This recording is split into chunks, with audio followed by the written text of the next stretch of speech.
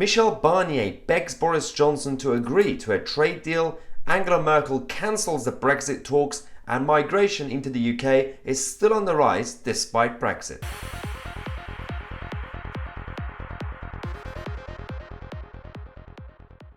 Well, the European Union are in a state of emergency. These Brexit trade talks are not going too well for Brussels. If you've been following this channel, you know that we've been keeping you up to date with the Brexit negotiations and the so-called trade deal, which is not really leaning towards being a free trade deal. It's more of a protectionist trade deal, which is not something I like.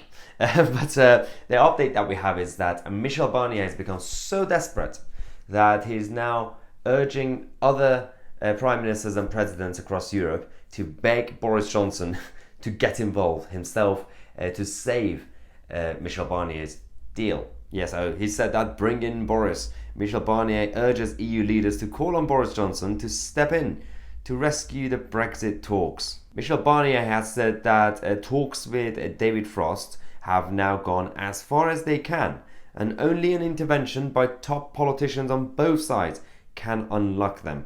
Now, EU negotiators believe that Mr. Johnson is committed to a deal, but others in number 10, including the chief advisor Dominic Cummings, would prefer to leave without one. There we go. There is the Dominic Cummings bit. We've been waiting for that. Whatever happens, any problem, any issue, the go-to guy, Dominic Cummings. Scapegoating is a good idea. Although, at this point, they're probably right, because Dominic Cummings would prefer to leave without a deal. So this time the scapegoat works. But it's not the case. The Prime Minister is still Prime Minister, and it's his decision. And we know that Boris has been quite clear with, obviously, David Frost, the chief negotiator. They have said repeatedly, if we get a good deal, fine. If not, then, WTO, we now have our place at the organization, so we could just go there. Simple. Now, a diplomatic source has told The Sun that there is a general feeling that the political leadership in the UK is somewhat detached from the process at the moment. They think that there's no reason that there shouldn't be a deal and the two parties are moving in the right direction, but that's just not happening. Now, Michel Barnier is thinking, what can I do to get the show back on the road? And now he's asking capitals to help. He needs them to do some outreach to London to explain that we're reaching the end of the road and it's the moment for political choices. It's not that difficult. I don't understand why he thinks that he has to come and beg Boris Johnson to help him. It's up to you. The UK governments have clear red lines. We're not going to do this political alignment, not on this level playing field where we have to go with your standardizations and your regulations. We're not going to give you free access to UK waters. These are not difficult things to understand. Yet these bureaucrats in Brussels are just blind. Obviously, they're not even listening to any of the stuff that is coming from London. So I don't think either side could agree to anything unless one side actually caves in and compromise. Now, an EU official has also said that pretty soon either some political things have to happen or we're heading towards a no deal by accident or lack of political will. The revelations come after it emerged that Angela Merkel is becoming increasingly dismayed by the lack of progress in the talks. I really don't understand. I don't like this accidental no deal nonsense. There's no such thing as accidental. That's just how negotiations work. At the end of it, by deadline, if there's no agreement, there's no deal. There's no accident about it. Accidental no deal. So these people have no idea what they're talking about. And you got obviously the bureaucrats in Whitehall, who most of them have now been changed since obviously Dexu, when technically we got rid of that. But then bureaucrats in Brussels, still don't get it. Now, another EU source has said that Merkel has thrown the door shut for now, given the lack of progress in the talks. And, it's all up to both sides to sort something out in October. Yes, we're going to get to Angela Merkel in a minute because she's now cancelled the Brexit trade talks. She's like, nope, we're walking away. Yeah, sure. But before we get to that, Tory MPs are now sending a massive signal to the other side as well. Yes, Conservative MPs are claiming that the EU must realise that the UK is under new management and that will not cave in during the talks like Theresa May after Germany's cancelled the Brexit trade deal discussion because of lack of progress. Now, EU ambassadors have been due to discuss Brexit this was supposed to be next week. Germany and Merkel, obviously, they hold the presidency of the EU Council, and they've said that, nope, we're not doing this because there's no point in discussing anything considering neither side are compromising. Well, technically speaking, Angela Merkel is right because both sides are being stubborn. But again, the UK is is one nation, is one country that's supposed to be your future partner. And again, if you want us to be part of your, stupid alliance of this protectionist bloc, it's up to you to take our offer. We're not going to take your offer. Yes, EU officials have accused the UK of a wasted summer and are said to be increasingly of the view that Downing Street is prepared to walk away without a deal and then blame the bloc. That's true though, isn't it?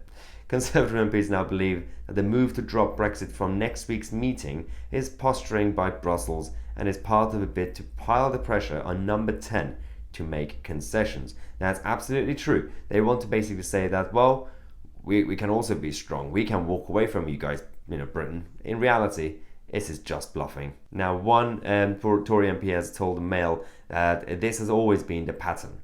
David Davis said this very early on in his term as Brexit Secretary. He said that the way the EU operates is that they make this decision at the last minute or even stop the clock. There could be an element of the EU wanting to put pressure on the UK. They may think that if we think they're not interested in the deal, it will panic us, but I don't think that will happen.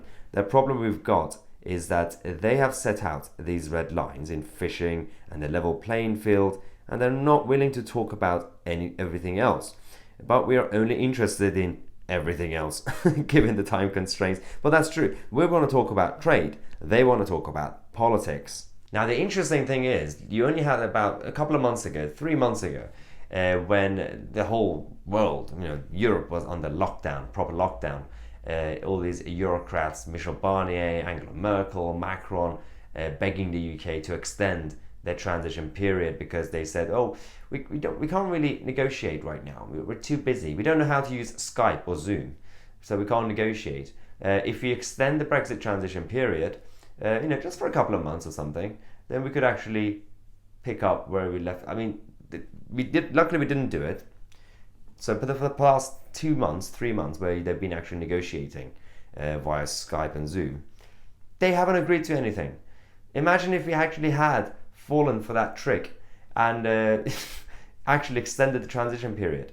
We would have been in a chaotic situation. Now, an EU diplomat has told The Guardian, that people underestimate how bleak the mood is in the EU negotiation team.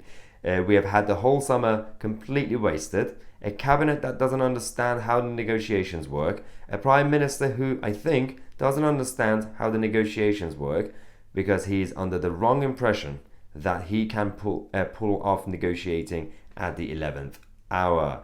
They've said that if the UK government see it's not going to work out, they're just going to try and make it really acrimonious. Yeah. I mean, really? We are now getting lessons on negotiations and trade from Eurocrats. Yeah. How's your negotiation going with Canada, EU? Or any other countries you've been negotiating for the past 500 years? That's one issue. And at the same time, with all this Brexit stuff that's been happening since 2016, one big concern was migration. Now, migration is still going up, and there's an issue because obviously from the EU countries that's been kind of slightly declining, but from non-EU countries, this is where the UK government and the Home Office have full control over the policy. They've lost control. Yes, net migration rises 87,000 and EU migration down substantially. This is Priti Patel's, obviously, Home Office, and the stats obviously show the exact situation. Now, this is according to the ONS yesterday that showed that net migration into the UK has now risen by 87,000 from 226,000 in the year ending March 2019 to 313,000 in the year ending March 2020.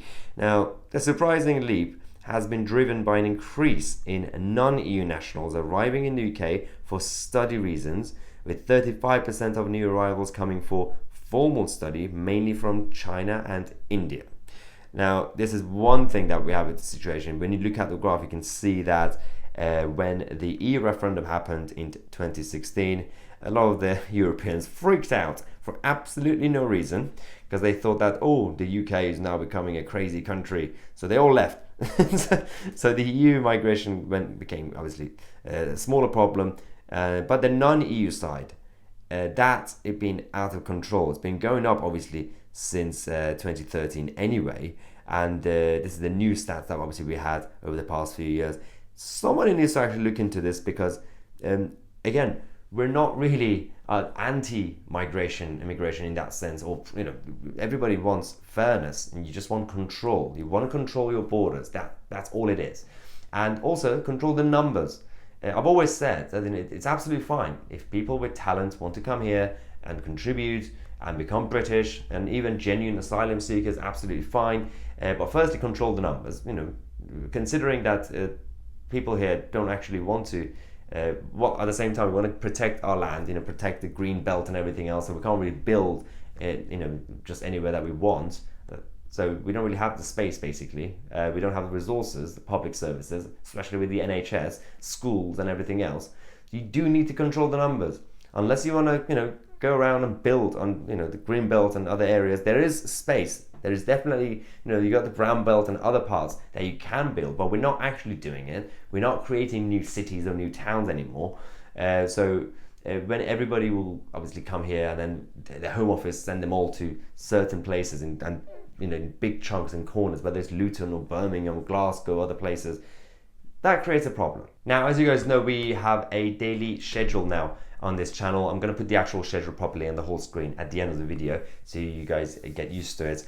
And one segment that we are doing is our call-in show, so you can actually call, ask a question, and you'll be on the video as well. The number is 07538 605 412. That's 07538 605 412. The phone lines are open every day, 11 a.m. to 12 p.m. That's not my private number, so don't try to prank call me. We only turn on the phone between 11 a.m. and 12 p.m. UK time. That's one segment. Also for the members of the channel, thank you for the support. You guys will get something even better, a video version of that, which will come. It's basically like Boris Johnson's press conferences, press briefings. I'll give you the details very soon. If you want to become a member and support the channel, you get a lot of perks and benefits. Check out the link in the description. Just go on youtube.com/mytousi/join. There's one update actually for the members. A lot of you have been asking about how to access the members only videos. If you now go on the homepage on my channel on YouTube, the homepage, and scroll down, at the bottom of the page there's a section called members only videos, so you could check it out. Yes, so become a member, support the channel, defund the BBC, because we are the media, and we have some good news when it comes to new merchandise on the channel as well. Stay tuned, subscribe to the channel. I'll see you guys in the next video.